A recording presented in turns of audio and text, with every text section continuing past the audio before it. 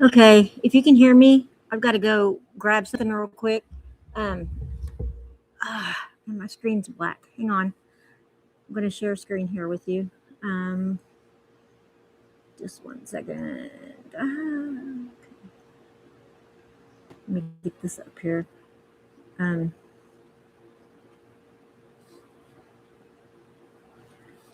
so I'm going to open up something here.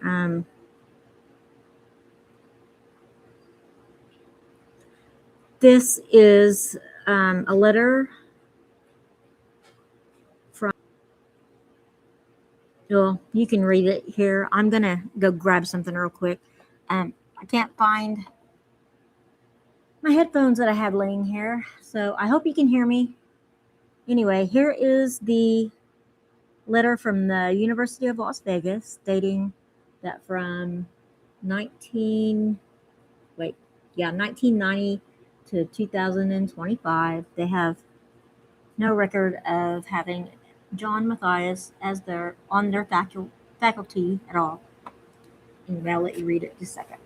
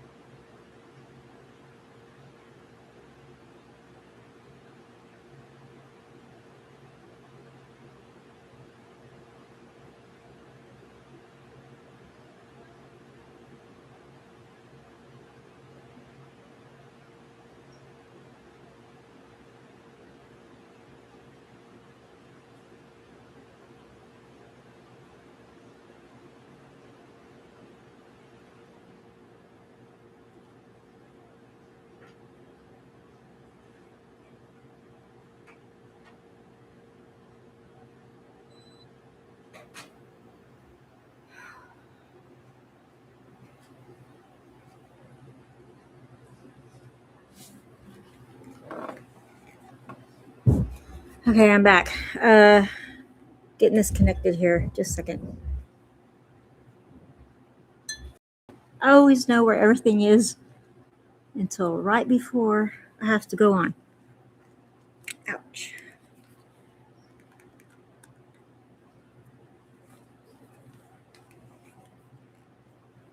Okay, so this is the letter. Like I said, this is the letter from the Las Vegas University. Hello, everyone. Sorry, I'm a shit show as usual. From the University of Las Vegas, where it said that he was not part of their faculty. And they wanted to cover everything from 1990 to 2000, a long time. And then I have I'm going to share a couple other things here.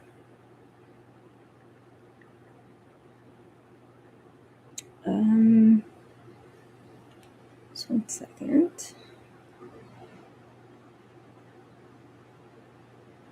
Well, this goes along with that too. So I'll just send it.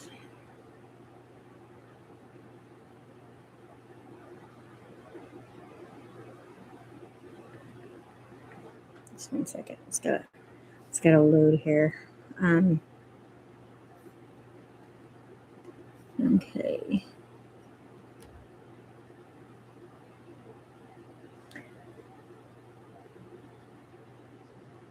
And I don't know why it is so small.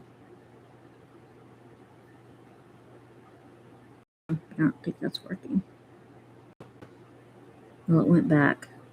Okay, well, anyway, it says the university does not have any records that are responsive to your request per NSHE Records Management Program and Records Retention Schedule. The retention period is fiscal year last date of volunteering plus 7 years. Official state record and record does not include non-record materials.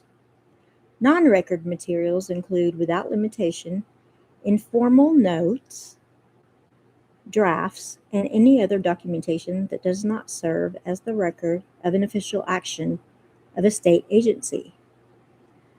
And then it gives the Katz versus Incline Village General Improvement as a case law, without specifically deciding that draft documents are not public records. University can confirm that John Matthias held the position of adjunct assistant professor in the Department of Psychology, College of Liberal Arts sometime between 2012 and I think that was, okay, and 2013, but since. More information about University of Las Vegas adjunct professor positions can be found in the bylaws. So basically, and this was, I believe, something that, like down here it says, this was something that Hilla found. So they actually called him an adjunct professor. Let's see. Adjunct assistant professor.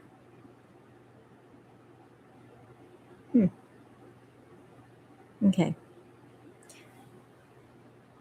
And I think that was something that a lot of us already knew anyway. I think we've all heard this before.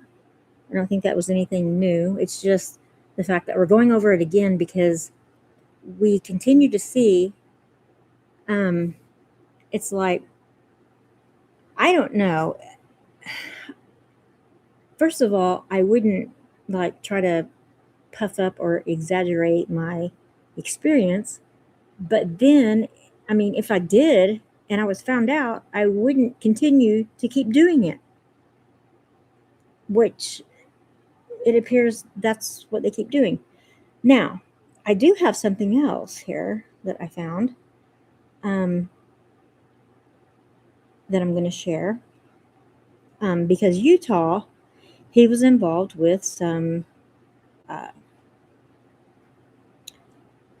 it's the NOJOS, NOJOS, and I think I talked about it a little bit last time. And it's the Network on Juveniles Obtaining Safety. And Dr. John Matthias had stated that he had been certified by them to conduct forensic evaluations. So he was doing evaluations like one-on-one with like juvenile offenders. And this would be like juveniles that have been predators themselves. Not that they had been a victim, but that they had been preying on others, and that they were in these juvenile facilities. So he was saying that he was able to work with them and that he'd been certified by NOJOS. So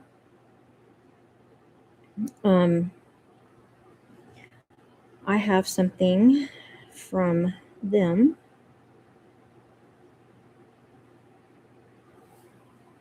I had another one too. Let's see here. Okay, first I'm going to show you. Sorry, I don't. Let me send this. And this is going to take a second. Okay, and then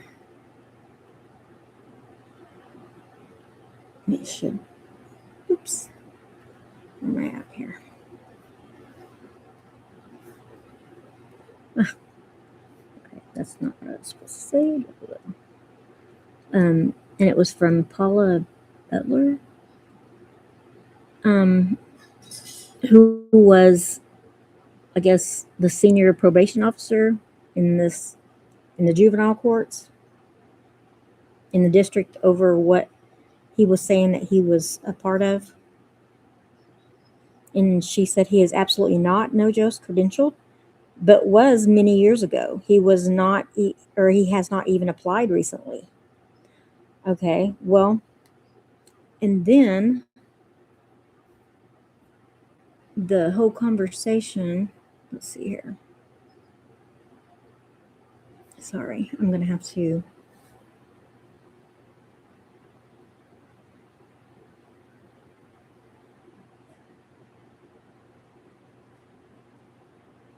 Send it.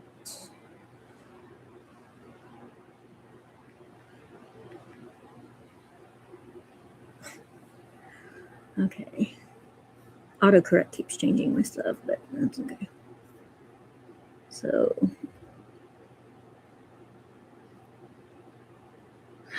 it's really tiny, but it says he is not currently credentialed to do treatment or assessments and should not be representing himself as such. In a declaration filed with the court, Dr. John Matthias stated he had been certified by Utah Network on Juveniles Obtaining Safety to conduct forensic evaluations. Hoping to better understand those claims, a request was directed to NOJOS, who appeared to confirm two things: that Matthias is absolutely not NOJOS credentialed, but yet years ago. It was so many years ago that any records from his credentialing were not migrated to their new digital system. They stated they would need to find the zip drive and pull up old records to even find him. That's how long it had been. While it appears Dr. Matthias previously held NOJOS credentials, the declaration does not indicate that the credentialing referenced was from many years ago or that it is no longer current.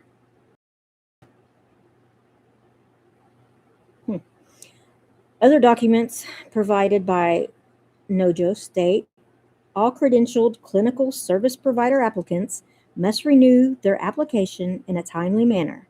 Failure to reapply within 30 days from the expiration date will result in the immediate loss of the provider's approved credentialed status. Does the declaration leave you with the impression that the NOJOS credential is current or that it was simply held at some point in the past? What do you think? So, obviously, it's not current.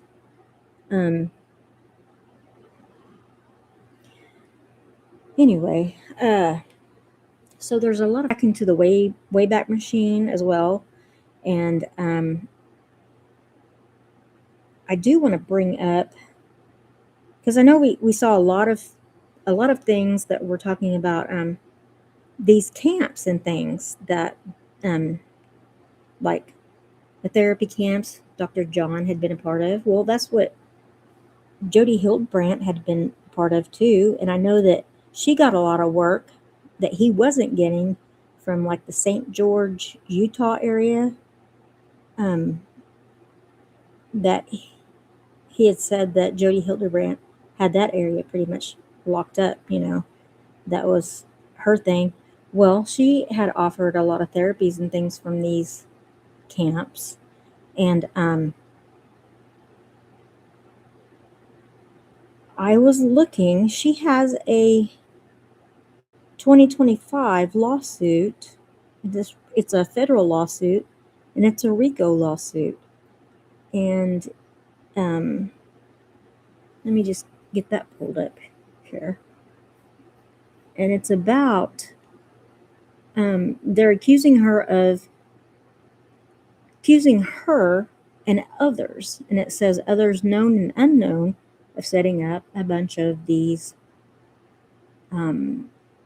camps, therapy camps and things, that basically it's a money laundering, and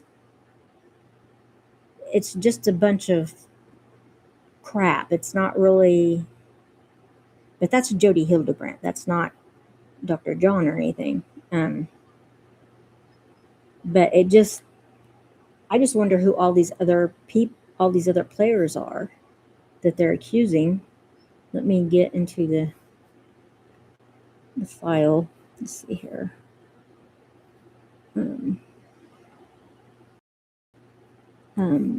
This is Jody Hildebrandt. As list Ruby Frank, and then Connections Classroom, and then Michael Washburn, and those, I guess, 1 through 10 individuals. But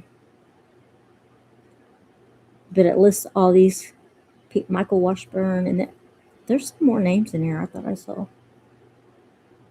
But anyway, it's saying that there is, let's see if it has it on this, on vulnerable individuals, and encourage victims to perpetrate these illegal acts onto others through the enterprise. And the enterprise is this, that's the enterprise is the enterprise of people that are doing all these illegal acts, which is basically getting money from this scheme of, basically they're saying they're helping others, with these therapy programs and things, but really it is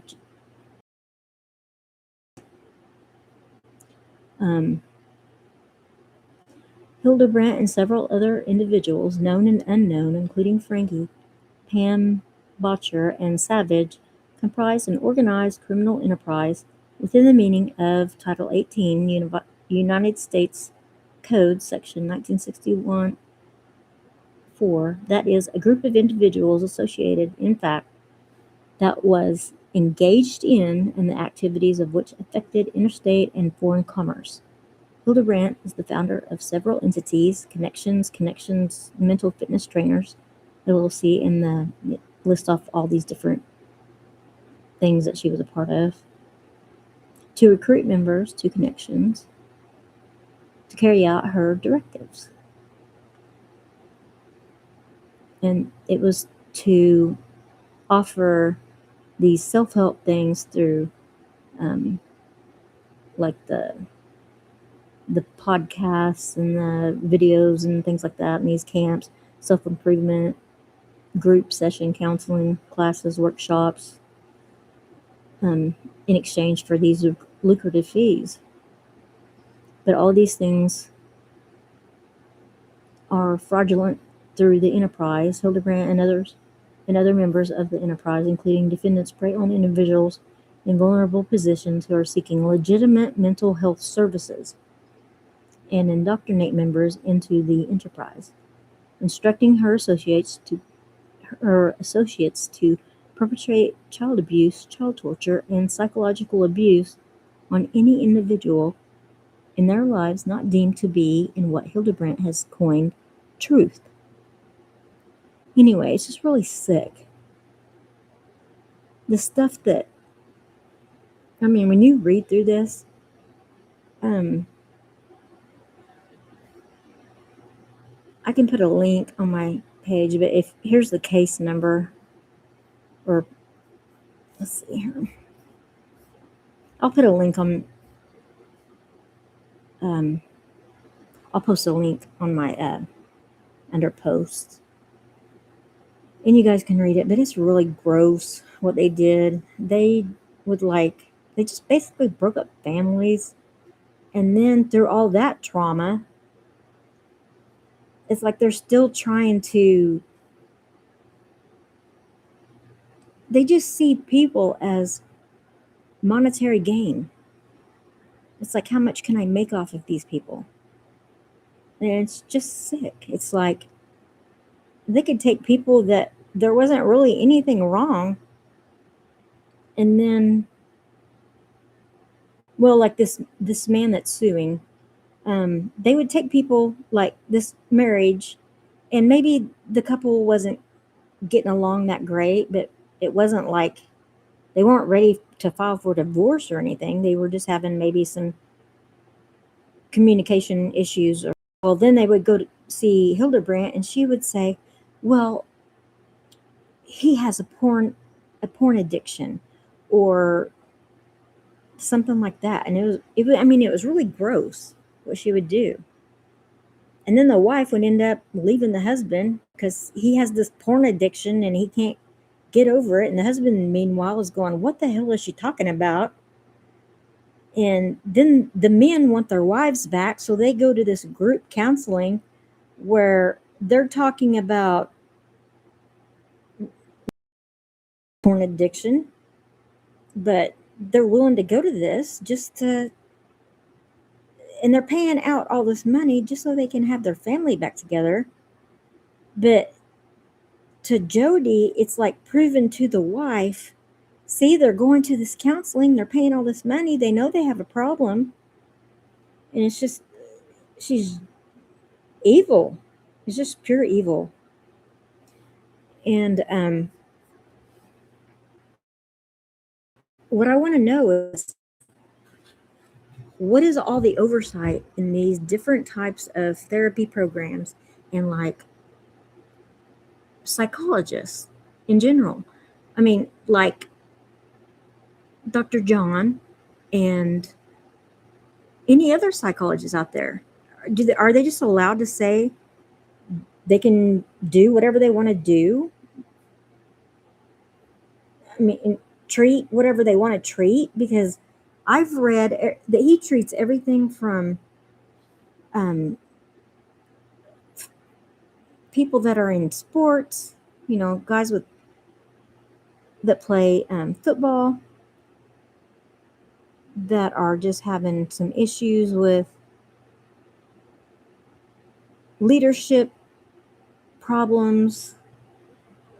Like, he can help with that type of counseling, and then he can also help with like couples counseling, and then also he can help with like juvenile sex offender counseling, and they can also help with these adult cases that we've seen, like that the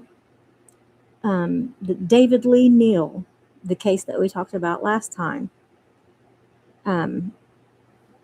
I found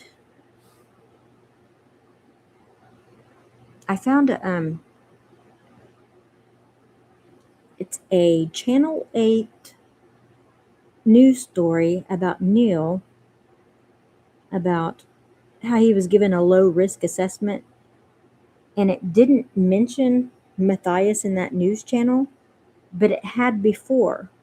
I don't know why it wouldn't, but Dr. John supposedly gave this Neil guy a low risk assessment in 2016. Hang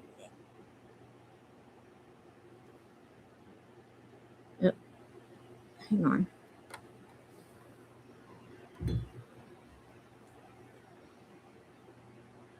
Sorry, it looks like my internet was going in and out there for a second, but it looks like he was given a low risk assessment, and then he went on to reoffend just a few years later. So um, there was another case like that. I just saw that one earlier this evening. Um, that was the case of,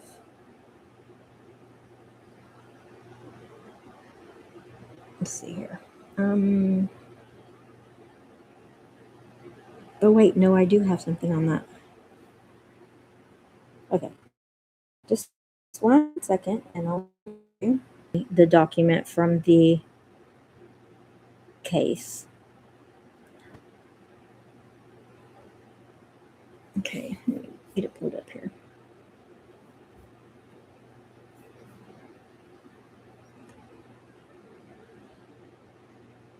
Where Neil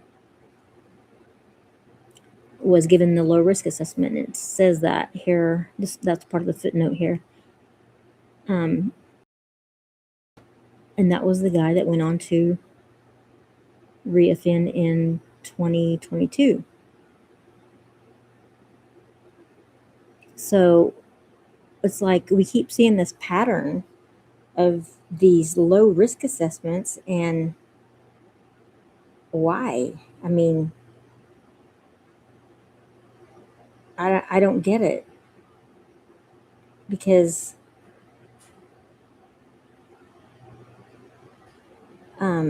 like this, I'm going to send another one here. Just a second. Sorry. Some of these weren't already in my Google Drive, but. Mommy. Hey, honey. Hey. Okay, open it up. Go. Okay. But you know what? I'm talking, and so I'll be in. What did I tell you earlier? I'll be in there. Okay. Okay. I'll be in here for a little bit. Oh, you are. Well, how about you go in the other room for a little bit? Okay. But I told. In the bed. See. Okay. And tell Darren. Go tell Darren. What? Go tell Darren. Go show him. That. Go show him that you're brushing your teeth for bed. Go. I did. Okay, go show him again. Sorry. I'm doing an overnight babysitting again.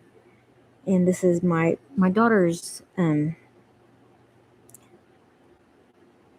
we were fostering this girl, and my daughter's decided to adopt her. And so she calls everybody mommy, and that's fine with me. I don't care. But it's kind of funny. I told her before she could call me mommy if she wants to, and she said she wanted to, so I don't tell her no. I don't understand people that just throw their kids away. It don't have kids. If you don't want kids, don't have them. You know, don't have them and then just throw them away. I don't understand that. But anyway, getting back to Dr. John here. Okay, this other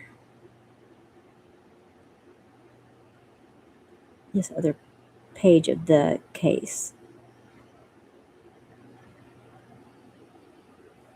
Okay, it's going to load. Just 1 second.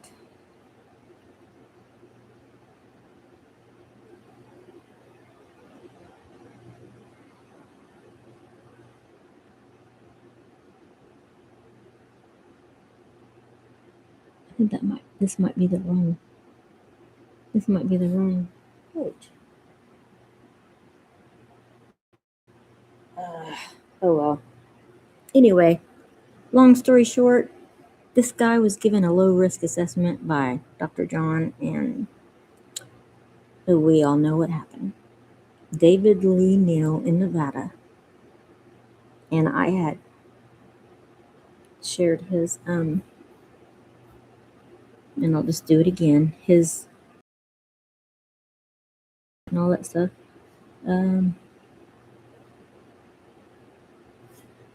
Wait, did I go back? Yeah. here. I cannot zoom in on this stuff. But it's David Lee Neal right there. He's incarcerated. This is a current. I mean, if you're not qualified to give these assessments on these offenders, then don't do it. It's dangerous. And that's irresponsible, because look what this guy did. You know, I would say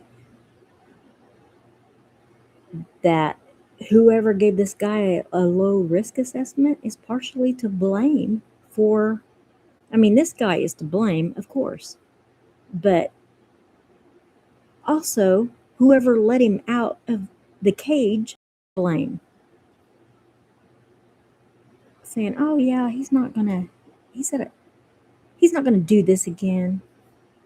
He's just a really low risk. Whatever. So, not buying it. Okay, so we have no way of, there's no evidence and no way of determining what this doctor is actually able to, or, you know, what his license entails, what he actually has been, what he's qualified to do. Because, you know, like I showed before, the his degree and everything. Well, Dr. John, if you talk to him, he says a psychology degree is a PhD in philosophy. He said that on his you know, when Lauren did her 9-hour live and they were talking about people checking into his background and stuff. Because this is what his, and I'll send it, I'll show you.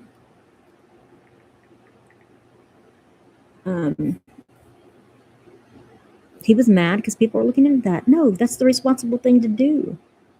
If you're trying to find out if your doctor do certain things, yeah, you check them out. That's why it's public record. Anyway, so you can see, I've heard him say that he has a PhD from the University of Southern California in psychology.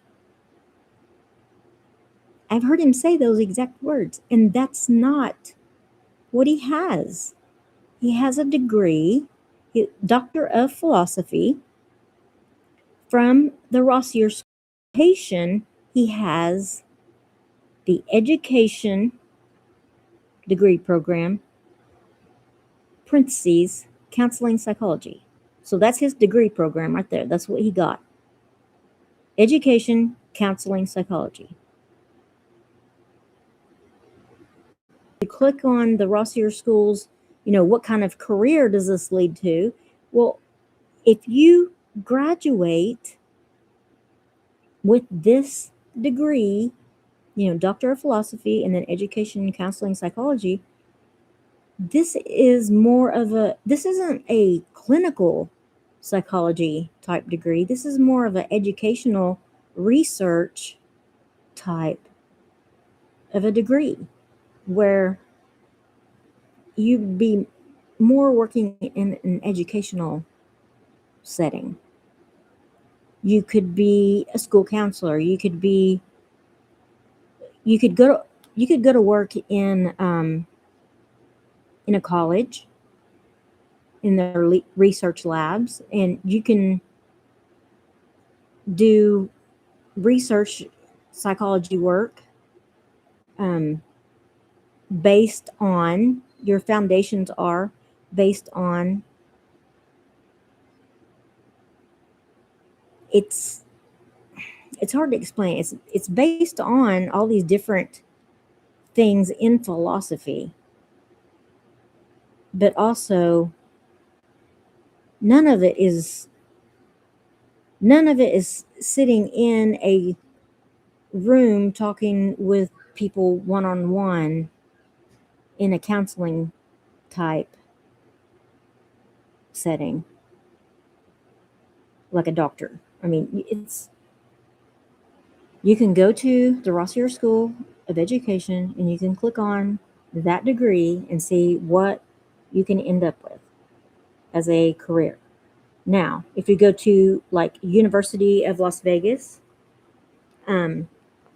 which I was looking through their library tonight, and it said um,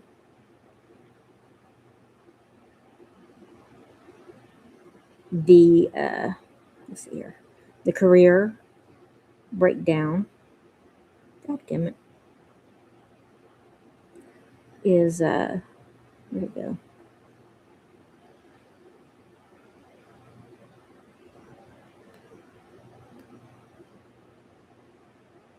Oh crap! Where'd I put it? The PhD in education psychology prepares students to become independent scholars who are able to make significant contributions to knowledge in specialized areas of educational psychology.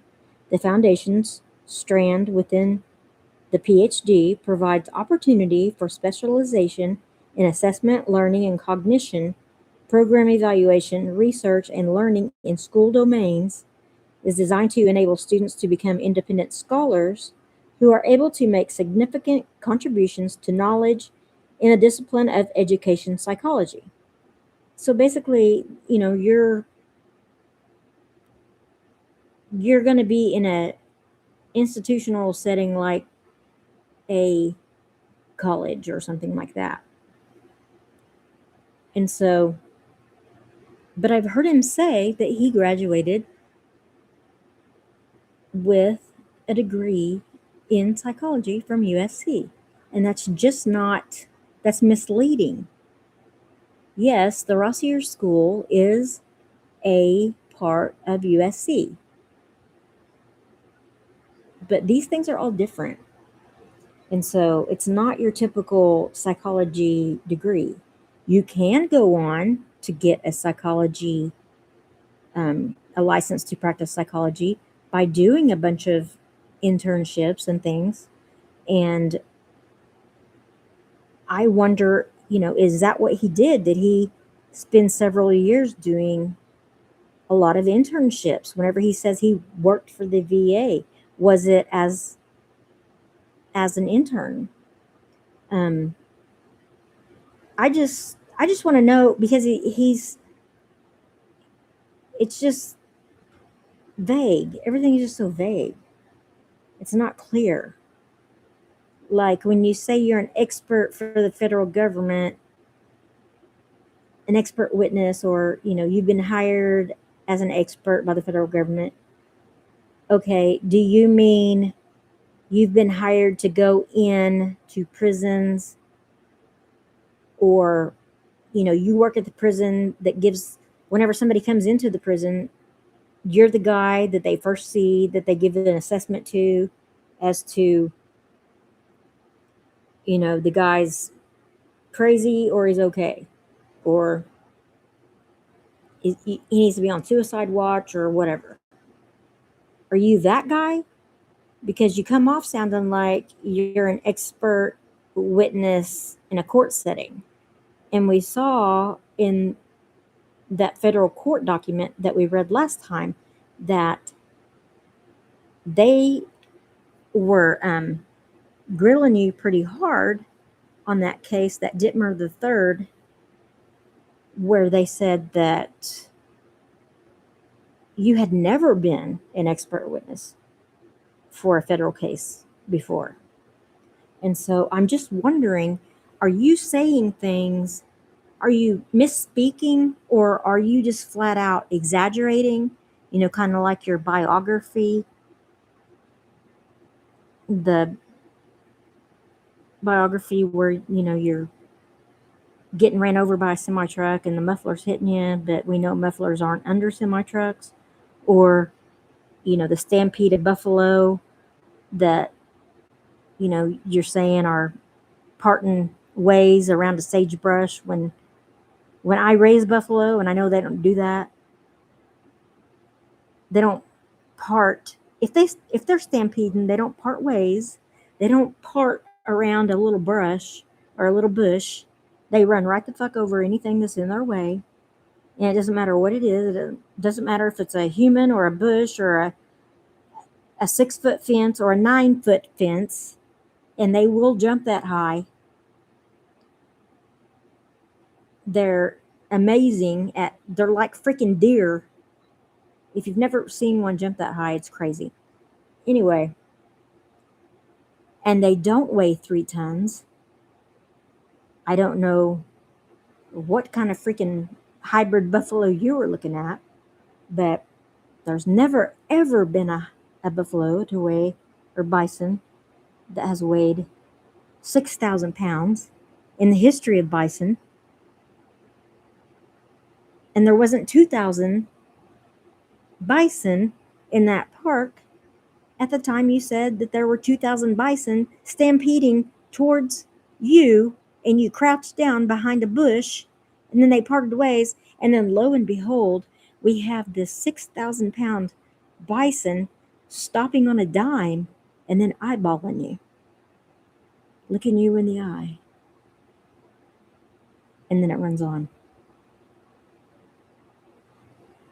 That does not happen. Yeah, you're going to be looking him in the eye as he's bouncing you over his head, because, like I said, they don't stop for nothing like that. They'll just keep running. It doesn't matter what's in their way. They'll run over a car. It doesn't matter. They don't care. So, I don't know. Your biography read more like a fiction, sci-fi. I don't know what. I don't know if these were alien hybrid buffalo bison out in the wherever. I don't know if this semi truck was a figment of your imagination. I don't know. I just know that you have this ability to take this small thing that happened, a very small thing, ordinary thing, an ordinary thing that happened to you, but it can't be ordinary. Or the car door swung open and I fell out. But we weren't moving that fast, or something like that. It has to be the car door swung open. I fell out on the white line, left a skid mark 2 feet in length, a bloody skid mark. You left entrails and everything else hanging down, whatever, on the white line. And then all of a sudden you're over in the middle of a 4-lane highway, the busiest highway in Chicago, and a semi hits you, and you are tumbling under the semi, and the muffler from the semi gets you, and you hit your arm and leg on the muffler, and you've, like I said, you got entrails and everything going everywhere. You're a bloody mess. Your shirt's barely intact. Blood's everywhere. Ripped up clothes. And then your mom says, "Are you okay?" And you're just like, "Sure." That's the weirdest fucking story I've ever heard in my life. It's weird. And that's your biography? As a psychologist, you have to know that's weird, right? That's not normal. And the fact that you tell these stories and that you don't realize that later on, somebody that works for one of the national parks that take care of bison, that they might hear your story and think, "What the fuck is this guy talking about?" that drives a semi, and the fact that you are a grown man and don't know that a muffler is not under a semi truck. All that stuff would be embarrassing to me. So the fact that you take these little ordinary things and then they turn into this big, exaggerated, cinematic, you know, story. It's wild. It's wild to me. It's like you just can't be the guy that's just ordinary. It has to be something else. So anyway, I've just noticed that, and like in all these things, and like your retelling of your like high school, that was something that you accomplished that looked pretty good. I mean, you were a good football player, and that's high school. I mean, we all in high school, we all looked pretty good athletically. But then when you go to college, that's a different story. Now you're with other people that play just as good. And so now you look ordinary. Now you're second string. So when you're really good in high school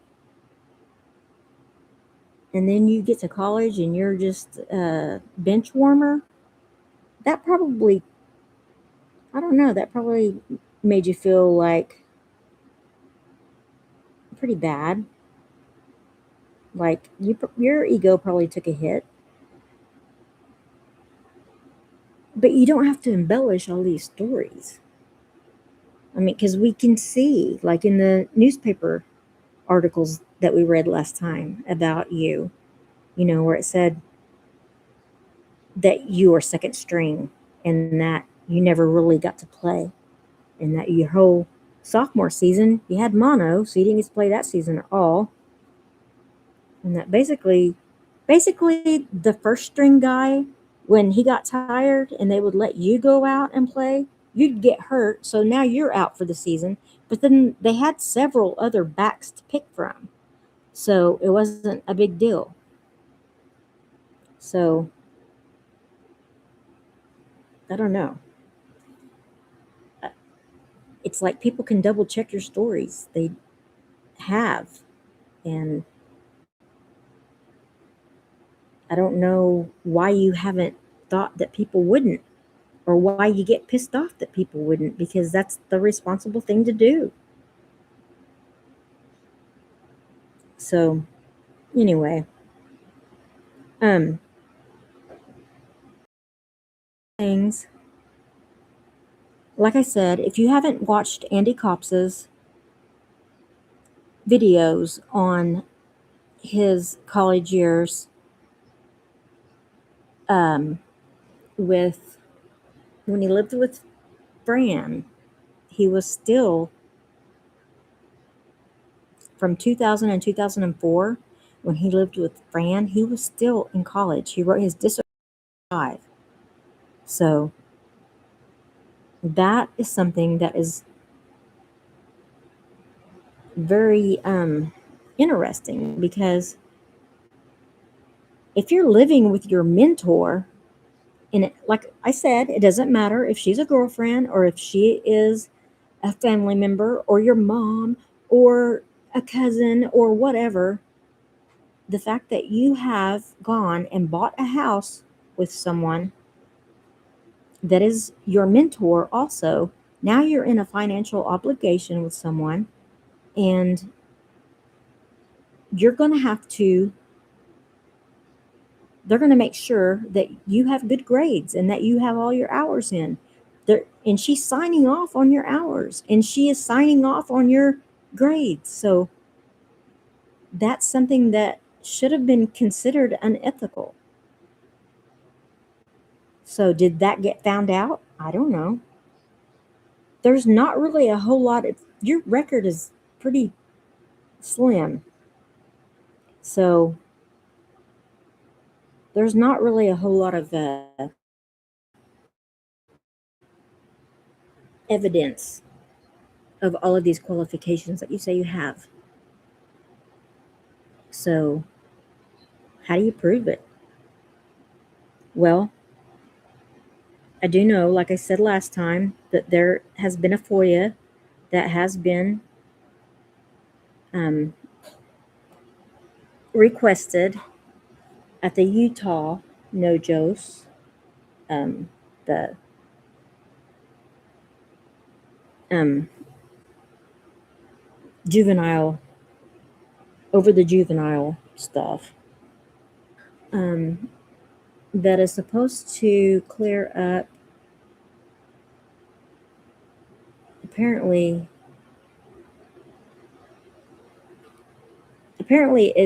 it gives exact like dates and stuff of when Dr. John was last involved with any of that stuff. But to hear Dr. He's still, all these things still apply. He's still a part of all these things, which, okay. I mean, most people have to show credentials when they're, you know, a cop comes and knocks on your door. FBI comes to your door. They got to show you their credentials. So the fact that doctors don't have to, that's weird. And so what I think happened is that, and I know you said that COVID hit and that you couldn't work, and we all know that's a bunch of crap because that's when psychologists really went to work because their workload went up like by 31% because people were having a lot of trouble with depression and things like that.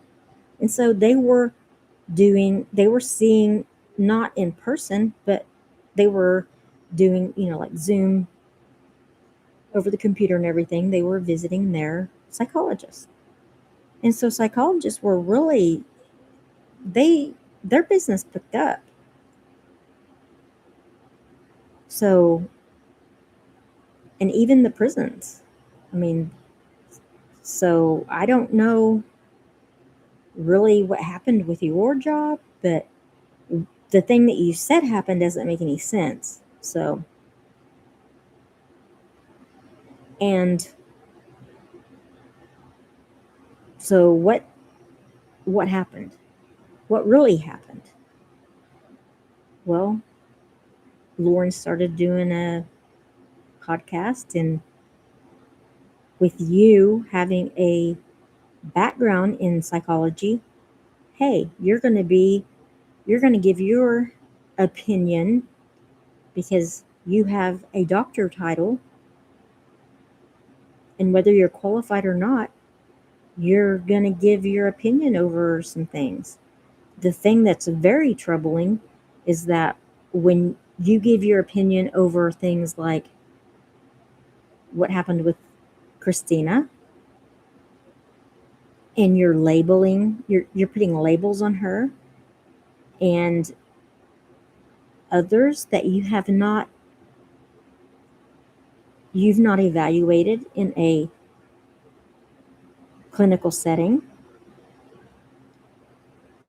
and then you're calling them things like I don't know, like I know you've called some of them like narcissistic and things like that, which whatever, everybody uses that word. We're all narcissistic now, right? So the things that you say don't make a whole lot of sense on some of these evaluations or some of your opinions, some of these opinions that you give on people. And I don't even know how you're allowed to do it because I thought the Goldwater rule, I mean, we can look it up, but on the Goldwater rule, are psychologists part of that, or is that just like psychiatrists and stuff? Let me look it up real quick.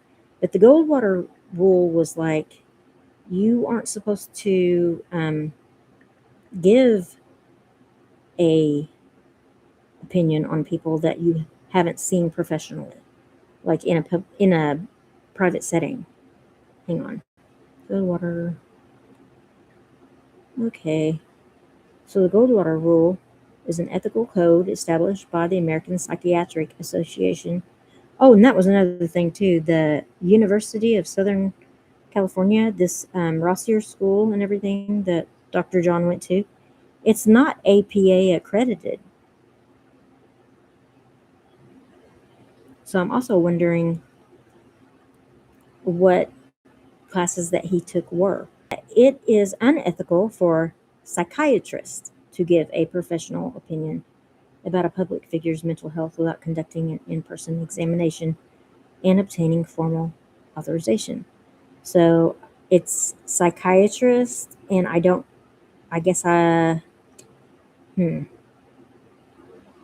think psychologists would be part of that.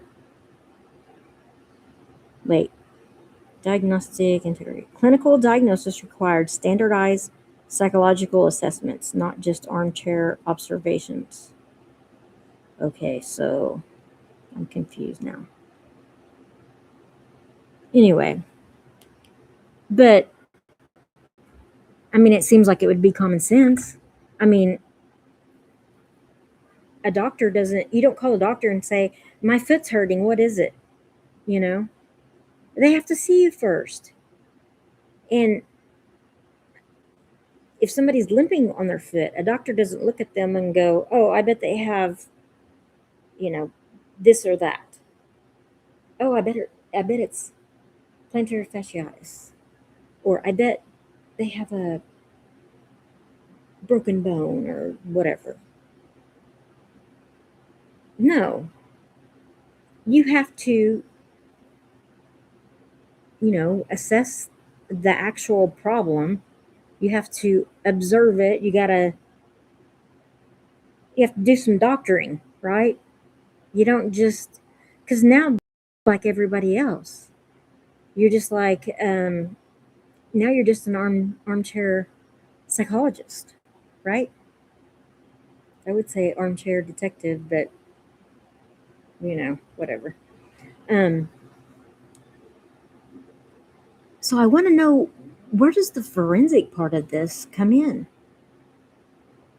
I found nothing for forensic psychologists at all, anywhere. So I'm going to ask the chat. I mean, did my, hang on a second. Okay. Sometimes my internet goes in and out if I'm on for a while, but it looks like it hasn't in a while. Has anybody else been able to pull up anything for any type of forensic anything on Dr. John besides him getting his ass reamed out by the prosecutor in that Dittmer trial?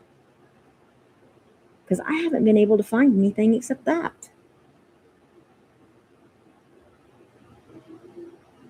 So I don't know.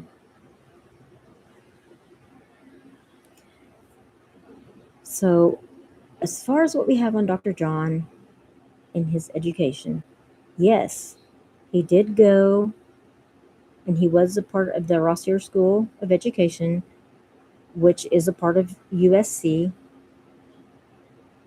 And in 2000 to 2004 is when he lived with his mentor. 2005 is when he had his dissertation with, and he, that's when he listed on, God damn it.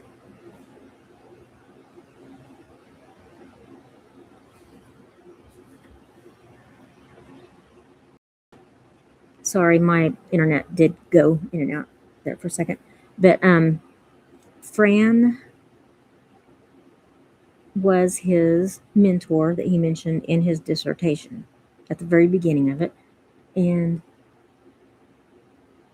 2005 is when that was turned in. 2006, I believe, is when he graduated or when he got his license. Anyway, I know it wasn't after 2007 that he got his license in Nevada. So I just wonder which. He says that he's been doing this for 30 years, and I want to know how, because he didn't get his doctorate until 2005. So it would be very easy for him to just show or, provide, I don't know, like on one of his shows or something, he could go into all these things like, I went to school here and, this is where I got this and this is my certificate here and this is my diploma here. But we don't ever see any of that. It's just a trust me, bro kind of thing. So anyway, I just haven't been able to find anything. And it's weird because most doctors, you can find evidence of at least something. And so far, all we found is these things that say, nope, he's not associated. No, he, like this, where did it go?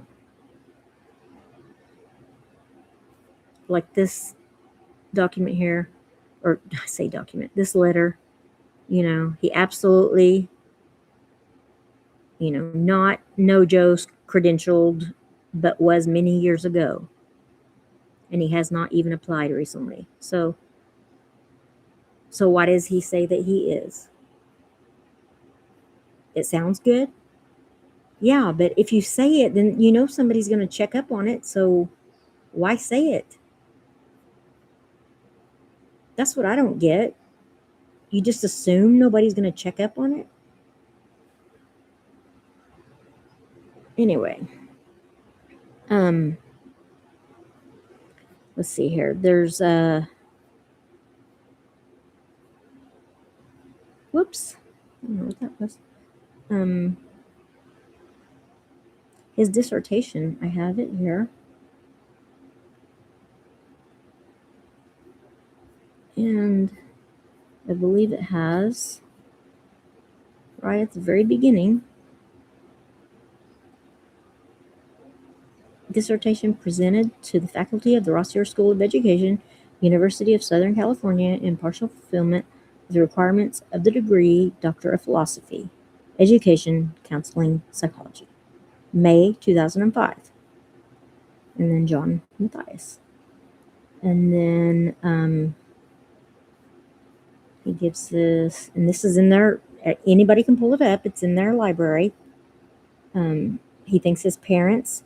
He thanks Dr. Polkinghorne and the Andre Agassi Foundation and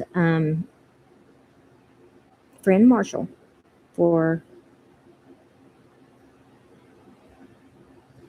I guess buying a house with him.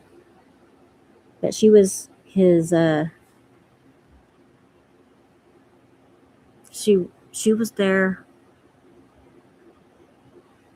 in these other programs. She was the program director at the Andre Agassi Foundation. So she was a paid director. And I've got that. Somebody in there's getting crazy. I can hear him. The Andre Agassi Foundation. And I have to. Sorry. I stuck together already in the folder, but I didn't. I must have dreamed it. Okay. Going back, going back, going back. Where'd it go? I know it's right here. Just a second.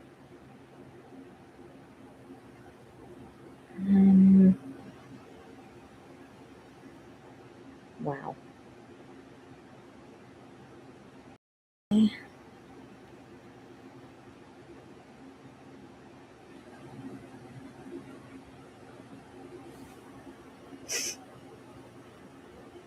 Oh my God. Really? What I do? Just go right over it? Okay, sorry, guys. I didn't think it was that far. But it shows like her salary and things like that because, if you're part of a nonprofit, all your stuff is out there. It has to be. It has to be in the public domain because it's if you're a nonprofit, all your stuff's there because the public is supposed to be able to make sure that you're legit. And did I just find it? Okay. Sorry. It's taking a minute to pull this up. Oh my God. I hate this.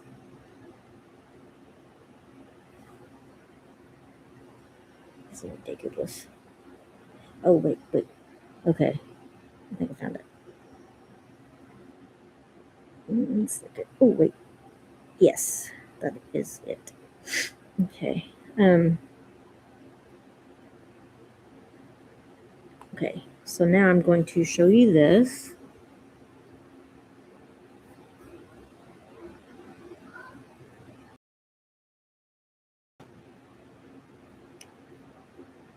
Looks blurry. But yes, this was said go. I don't want to take anything away from Andy Kopsa, so go to her videos that she's done on John, because she went over this in great detail and she did an excellent job. And I was going to share some other things, but she does it and I don't need to redo it. So, and I don't want to take anything away from that. So she did a lot of work on that and she deserves all that credit. And she had this on her from the Andre Agassi Foundation. So it has Andre Agassi here, and it's got these other people, and it shows her as the program director working 35 hours a week there, and that's her compensation that she received. So she's one of the only paid workers there.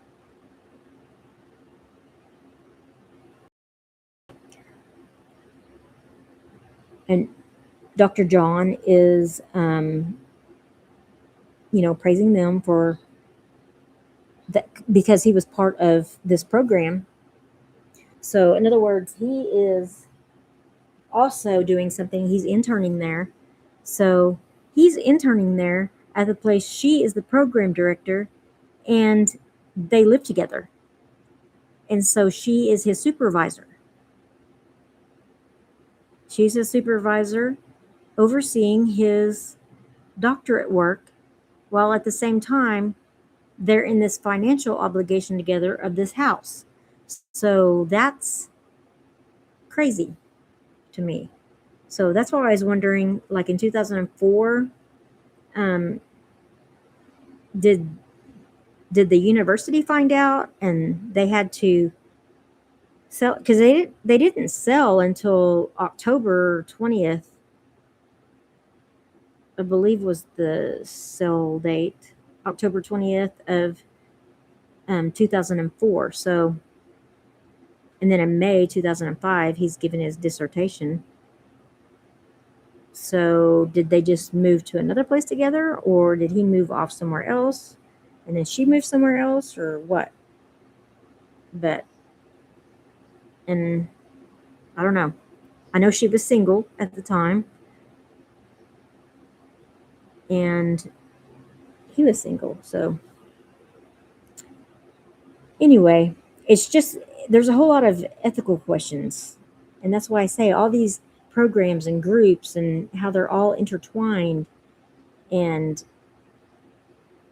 they're all a part of each other. And then you have that other thing with Jody Hildebrandt, which I'm going to look into a little bit more. They're calling her out for having all of these camps and therapies. And I'm going to tell you, her degree that she graduated with at BYU is the same degree that John had. And they just called her a therapist. She graduated with a degree in education, counseling, psychology. And that's what he graduated with. And she called herself a psychologist, but then everybody else called her a therapist. So I don't know. What's the deal? I don't know.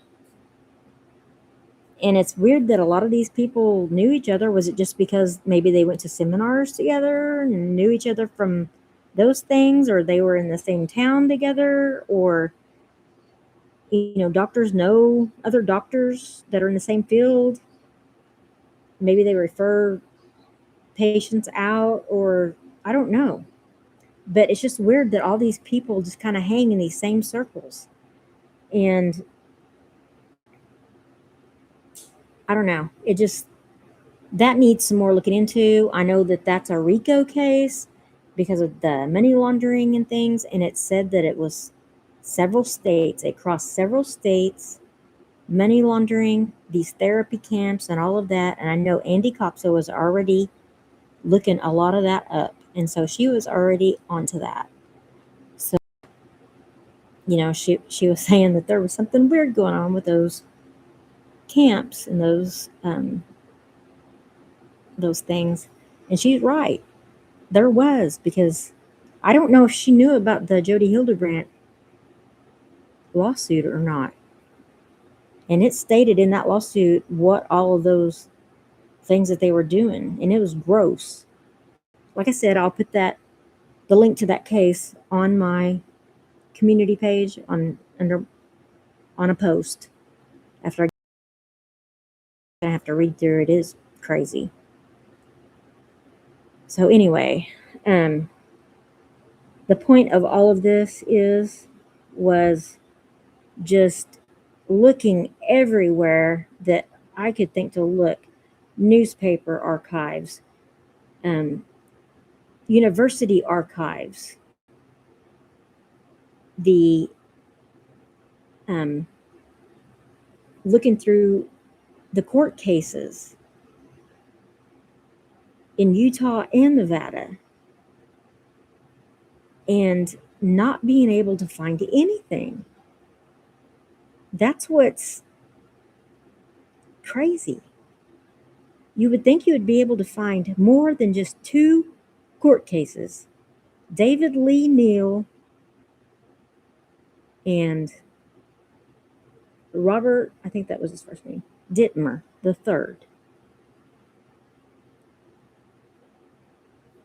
on the evaluations that John did. I mean, if he was mostly doing juvenile cases, you probably won't, see a whole lot about that. But like his CV should be online. It should, with those cases that are mentioned, and I didn't see his CV on that Dittmer case. And they're supposed to list all of their credentials and everything with those. And it's like, where is everything? There's no evidence. And I've looked high and low and everywhere.